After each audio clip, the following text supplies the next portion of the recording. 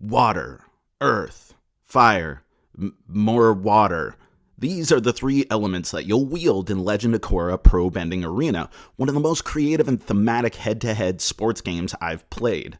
First, let's get this out of the way. If you know what's hopping on Kangaroo Island, this game is the single best adaptation of the Avatar universe, which is either incredible or disheartening depending on how you think about it. But the good news is that the game manages to stand on its own. Its greatest trick is the ability to convey so much with so little. Mechanically speaking, it's very simple. Every turn you play the 3 cards in your hand, which create a variety of effects generating from your team's corresponding bender, which for the uninitiated is like a highly specialized wizard, like a pyromancer or a wateromancer, which sometimes makes you a bloodomancer. The thing is that it's not as simple as playing a card and resolving how you hit that fool across the table. The majority of effects usually lead to putting out your elemental tokens, which if left on the board until the end of your opponent's turn, will hit anyone in their location. But tokens can be used to knock away your opponent's elemental tokens, or be used on your side of the fence to set up defensive barriers. There's a good amount of decision making, but it's also super easy to see thematically how these embattling elements are being whipped around in a desperate contest. This thematic resonance is further cemented with a few added effects like spreading tokens around, locking opponents in place, or even flipping your opponent's tokens back on them. Too bad each team's supposedly dual-sided tokens are nearly indistinguishable from one another, but they are still fairly manageable if a bit annoying.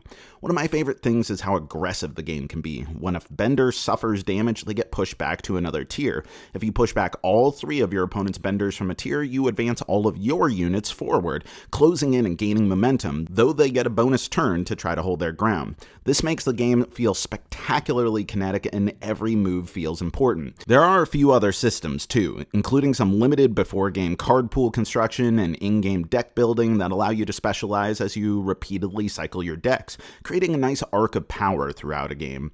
The game usually ends when you succeed in knocking your opponent's full team off the board, though there is a system in place where the ref will eventually call the game after players run out of cards to add to their deck, meaning the player who has advanced furthest wins.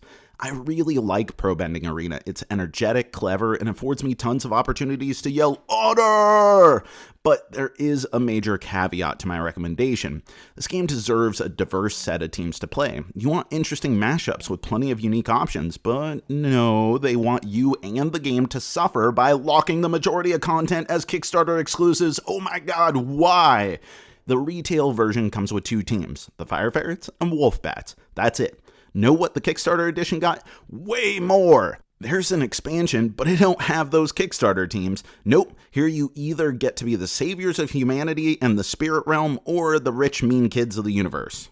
That disappointment aside, the game does nail the feel and flow of a high-octane arena sport incredibly well. So if you don't mind the narrow amount of content, then flameo, my good hotman. This one nails it. But if you want a robust cast of characters with plenty of interesting mashups, then maybe it's best to fall back and watch the incredible source material that it's based on. If you enjoyed this video, we have all kinds of other reviews, interviews, and recommendations via writing, podcasts, and video here on our channel and website cardboardherald.com.